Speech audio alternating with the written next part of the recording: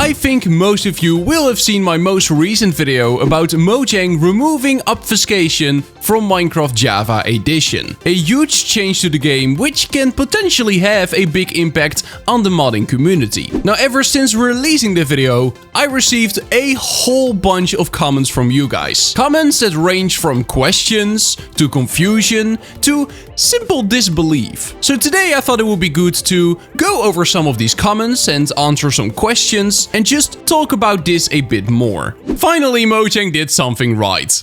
I agree, Sal. I agree. Now, by far the most frequent question in the comments is, does this mean Minecraft is now open source? And the simple and straight to the point answer to this is no. This does not mean Minecraft is open source. Let's first look at what the definition of open source is. Open source is source code that is made freely available for possible modification and redistribution. There's of course a lot more information here, but this sentence says enough. Source code that is made freely available for possible modification and redistribution. In the article Mojang released about this change to the obfuscation, they are very clear about that there are no changes to the EULA. Just a quick reminder, these changes don't affect our Minecraft end user license agreement and the Minecraft usage guidelines. Both still apply to Minecraft Java Edition and any mods, so please keep this in mind. What this means is that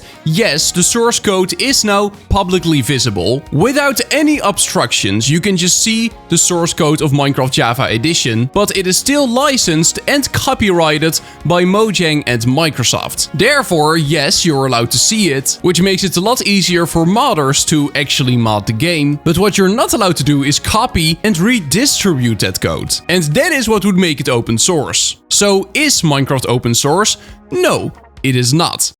Wouldn't this let anyone copy the game code and doing whatever they wanted with it? Like easy cracked versions and releasing unofficial versions? Like, is there a physical barrier which is keeping you from just ignoring the licenses and doing it anyway? And the simple answer to that is, not really.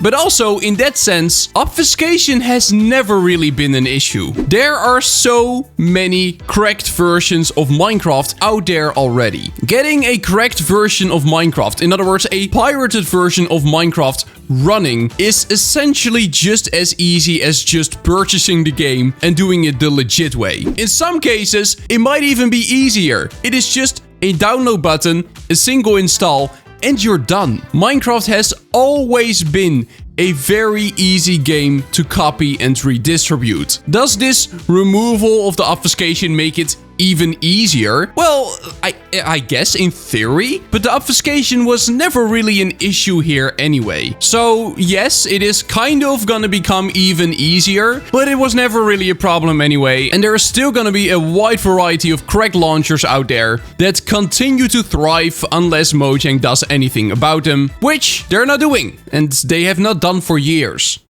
Are we getting Java mod API? Yes, this is also a very common question. And I get where it is coming from. I mean, Mojang has, especially as of late, been making some great decisions when it comes down to Minecraft Java Edition and modding. It of course started with the official mappings in 2019. Now they're completely de-obfuscating the game. And in that article, they're literally highlighting that modding is at the heart of Java Edition. They are recognizing that modding for Java is very important. And with the obfuscation being completely removed, there is essentially only one more thing you can really do as a game developer to make developing mods for your game even more seamless and even more integrated. And that would be creating an official modding API. Now, what would a official modding API imply? We don't exactly know, of course. Every developer chooses their own approach when it comes to implementing something like that, but it could, for example, mean that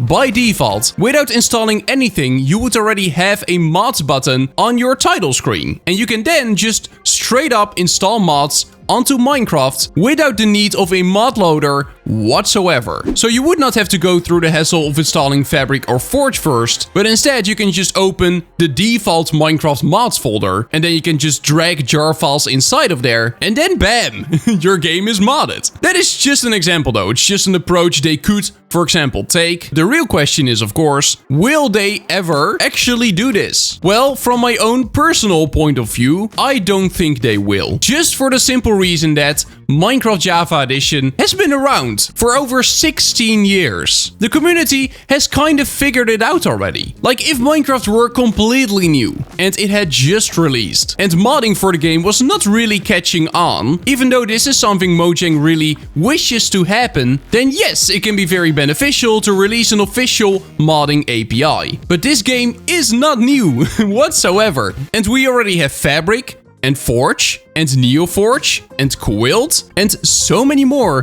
that I don't know if Mojang is willing to take that step. And even if they would, let's say they would release an official modding API, the question is still, is it gonna be good? Because platforms like NeoForge and Fabric, they can do so much. They've become so powerful, and with this de-obfuscation, they might become even more powerful. But if Mojang were to release an official modding API, they would basically start the competition with these other already existing platforms. And I don't know if that's something they're willing to do. And maybe they don't really have to compete. I mean, they are literally the built-in option.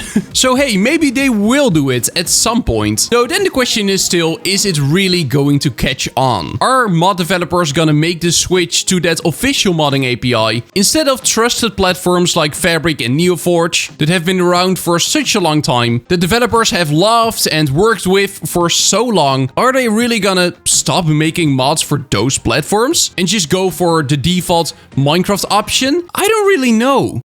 I really doubt it, but I have no clue. We will see. It would be very exciting on one hand to get an official modding API, but I could also totally see Mojang being like, yes, okay, no, the game is unobfuscated now. You guys have figured out modding already. Best of luck. It is really funny how the last thing they pushed about obfuscation was more obfuscation for Bedrock, and now they are Thanos snapping it out of Java Edition. To me, this proves that Java Edition does not have plans to disappear, even in the far future from Mojang's plans. Now, from my point of view, it doesn't really prove that. It does prove something else though, which is that Mojang has decided what they want to do with their two games. Of course, they have had Java and Bedrock Edition for a long time now, where Bedrock Edition is a way more restricted platform, very much curated by Mojang themselves. If you want to get any type of decent content, you will quickly be redirected to the marketplace. And a modding community for Bedrock Edition does exist, but it is so insignificant in comparison to Java. It is true that Mojang made an active effort to make Minecraft Bedrock Edition harder to mod. At the same time, they are de-obfuscating Minecraft Java Edition, making it way easier to mod. And to me, that really shows the intention Mojang has with these two games. Minecraft Java Edition has of course always been this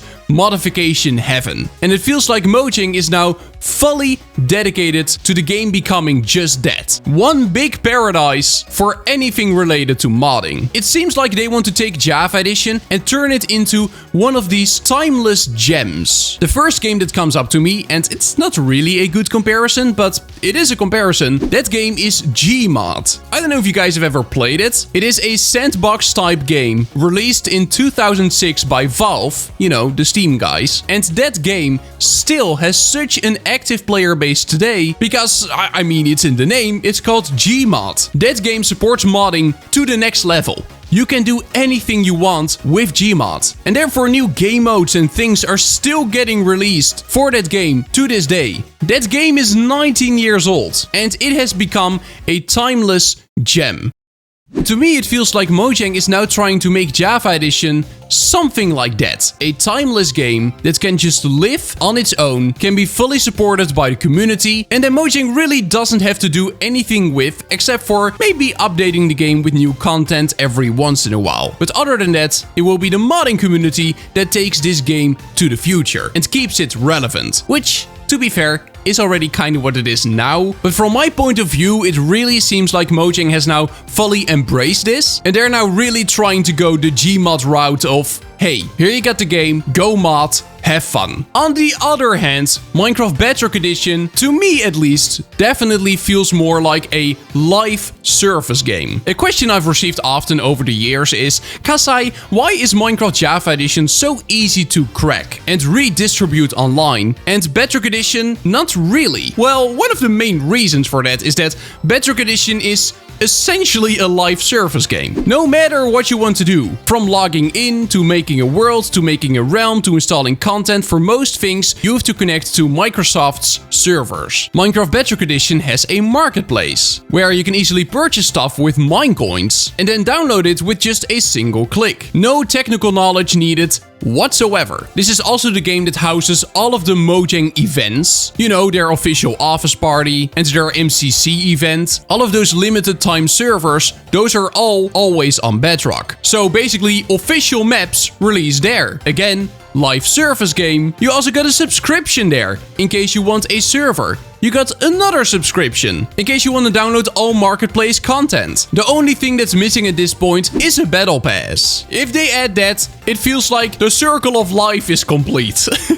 And I think that is the main distinction here, and also what Mojang has decided to really do. Minecraft Java Edition, it is going the Gary's mod route. Here you got the game, here you got the code, go mod, have fun. This game is gonna be timeless, it's gonna live forever, and it's gonna be a staple in the gaming community, maybe even 10 or 20 years from now. At the same time, Bedrock Edition, they are going the Fortnite route. You have to connect to Microsoft servers to basically do anything. You have multiple subscriptions for the marketplace and for servers. You can easily install skins with a single click. Like, you can buy really cool boots, just like in Fortnite. I don't know. To me, it really screams live service game. And I think that is how we should treat these games as well. Minecraft removing something from Bedrock Edition, which makes it harder to mod, that is because they don't want you to mod Bedrock Edition. You're not supposed to do that. If you want to mod, do it on Java. They want Bedrock Edition to be this closed and safe environment for anyone to just enjoy the game, enjoy some curated custom content, while on Java they allow players to go all wild. I think this is also the reason why nowadays Java and Bedrock Edition are bundled. I still think that Java and Bedrock Edition are not very good names for them. They don't make a lot of sense. But you basically receive the edition that you can fully mod, which has the source code completely visible, and where you can do whatever. And then there is the live service closed environment for the more casual players who just want to have a fun time. And to me, the fact that they are making Bedrock harder to mod and Java now easier to mod proves exactly this. And then the last comment I wanted to point out. I have a feeling this decision may have been driven, at least in part, by the resurgent hype for Hytale. With it looking like the purchase is actually being finalized, and Microsoft being big enough to potentially be privy to the conversation going on at Riot, they may feel some pressure to get ahead of the curve and to make Minecraft as compelling as possible, just in case Hytale could capture some amount of their market dominance. Now, this could very well be the case. I don't know if these things are related though. But yes, it is true that Simon, the creator of the Hypixel Minecraft server, is looking to purchase back Hytale, and he then wants to actually release the game. For those who didn't know, Hytale was cancelled before, so currently there's no release date, but it might be bought back. And maybe it actually does have some effect. I am not sure though. I'm gonna be honest, I have not seen a lot of Hytale's development. I've not kept myself very up to date. I've always looked at it with a mindset of, I will go ahead and play the game as soon as it's out, and then I'm just gonna fully enjoy it. I'm not gonna check out every news update. I've basically been avoiding that. But now, the game is cancelled, and maybe it will be uncancelled soon, but currently it is still cancelled, and I still don't know that much about the game whatsoever. Something I have seen though, is that Hytale, even though it may look similar to Minecraft, is going to be a very, very different game. It is not going to be Minecraft 2. It is going to be a very different and, from the looks of it, unique game that, even though it might share similarities to Minecraft, is going to give a completely unique experience. Whether it will take market share from Minecraft if it actually releases, that is up for debate. And quite frankly, we don't know until the game is actually here and we can actually check it out. Something I do know though is is that if Hytale wants to grab a market share of Minecraft Java Edition players, they really have to play their cards well when it comes to modding. Like, I don't know this for sure. This is speculation. Maybe this has already been announced. I feel like Hytale is gonna have an official modding API. Maybe not. Maybe I'm wrong here. If that's the case, I'm sorry. But I feel like Hytale's gonna have one. And if it's gonna have one, how good is that official modding API going to be? Like, not every official modding API is great. Like, it really depends on the developer and it depends on the game. And the question is, how good is the Hytale modding API going to be? I personally don't really think that this decision is driven by the fact that Hytale might be coming out. Like, Hytale releasing was basically always on the horizon for many years. I think since 2015, there has been this threat hanging above Mojang's head of Hytale potentially releasing. Eventually, they were even bought by Riot Games, the League of Legends guys. I think from all the times they could have felt threatened, it is not this time. Like, first the game was announced, which was a big hype, and then it was bought by a multi-billion-dollar corporation. I think if anything, that is the time Mojang would have felt most threatened. But then the game got cancelled, and now it may be uncancelled, but I don't really think Mojang takes it all too serious at this time. And I don't work at Mojang, I have no clue what's going on there. But I feel like they're just viewing this with the mentality of, we will see. If it's gonna release and it takes a significant portion of the player base, that is when they might start taking some action to make Minecraft more appealing. But I think for now, that's not really something on their mind. Though again, I might be completely wrong. And that's it for today. Do make sure to subscribe to my channel, join my Discord. Thank you so much, channel members.